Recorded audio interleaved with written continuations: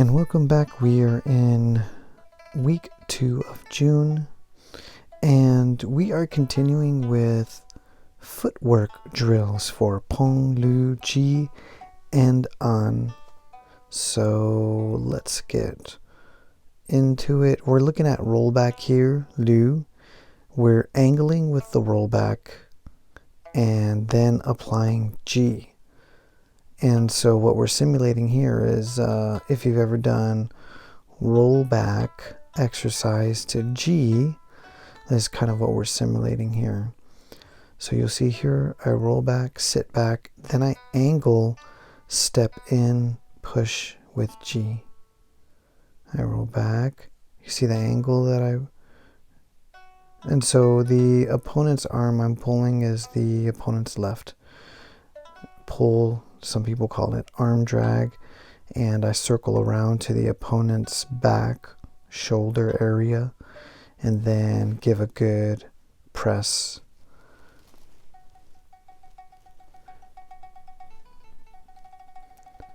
The next drill is going from rollback to Ji, and now what we're doing is just chasing with the Ji, closing distance with Ji using the footwork.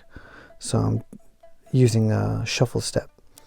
Back foot comes up, forward foot advances. You could even step with into a cross leg stance where the rear foot would come past the front foot.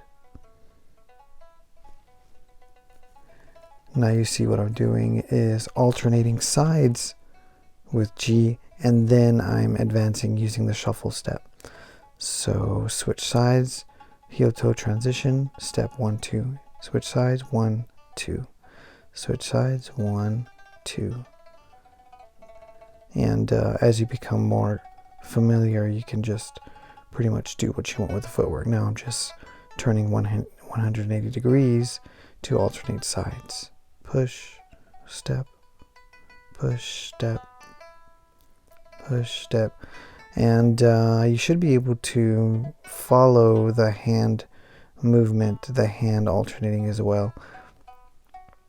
If you need to, you can just refer to the previous videos where we're just isolating the hands and just isolate that as a drill itself. Make sure when you're stepping and in transition, you also maintain the Pong, keep the Pong circular structure in the upper body.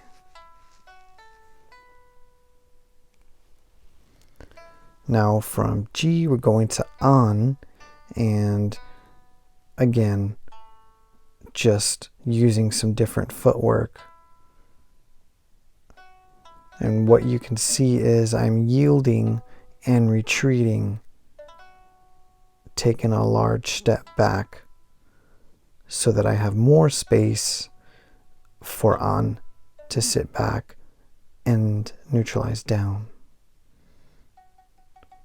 So in trying to stay low and stay grounded and rooted, the front foot steps back, and you can see I step into a cross leg stance. All you have to do is keep the back foot where it is, front foot just goes back, and then you rest on the toes, on the balls of the feet as that rear foot lands, which is actually the front foot.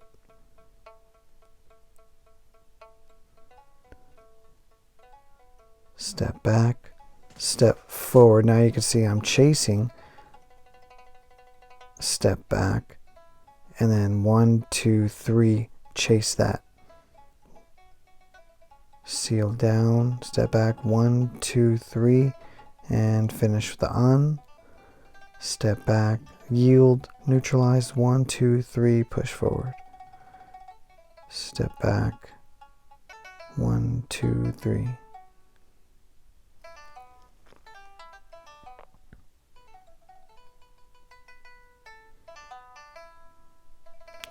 So you can see I'm just doing different variations. You can obviously, mix as you wish. There I was just alternating sides as I was finishing the drill.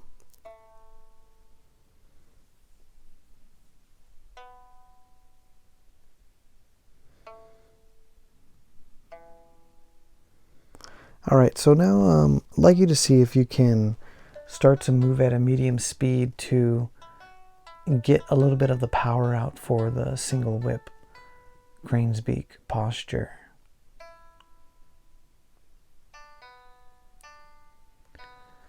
So what you'll need to do is pay attention to the hips in the movement. Pay attention to the whip-like movement of the body. We're always using the analogy of the whip, so the fingers are really the end of the whip, as the hips are the handle. And what you're doing is keeping your joints soft, the torso, shoulder, elbow, and wrist, keeping it soft so that they can follow the motion that's set by the hips. When you become more familiar, then you can start to feel that movement come from the feet. So, moving on to the next drill, we're finishing single whip and going back to more footwork variations.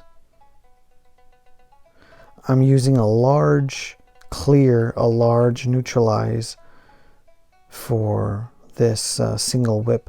This finishing motion, remember, is called an, settling of the wrist.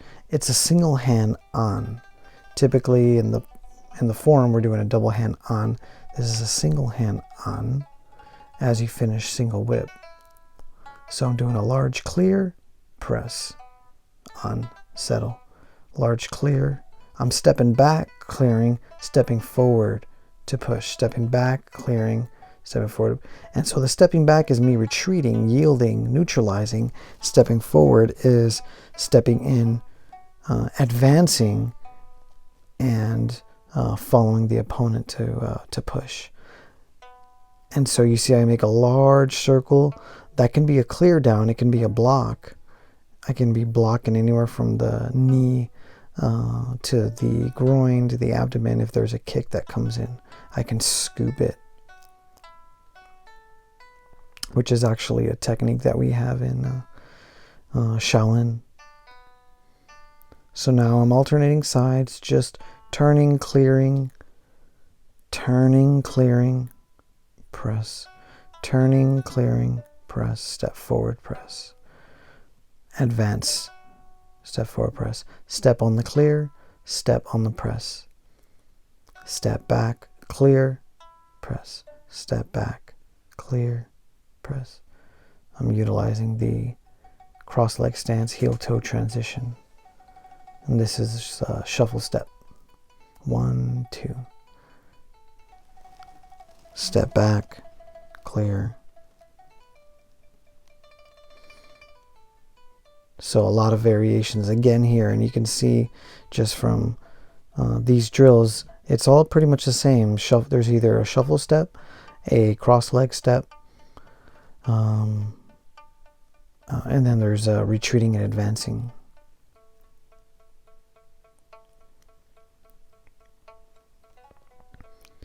So now we're doing wave hands in the clouds.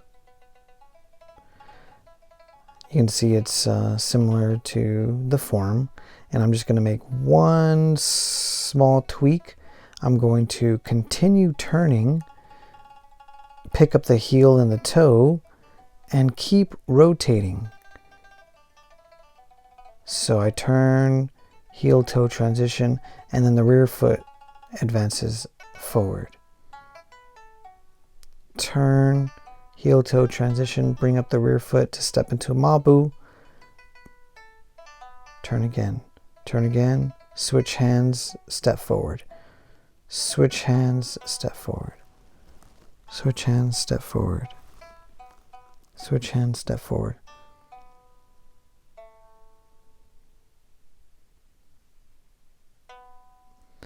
You can see I'm trying to keep the same height, not rising up and squatting too much with too much variation.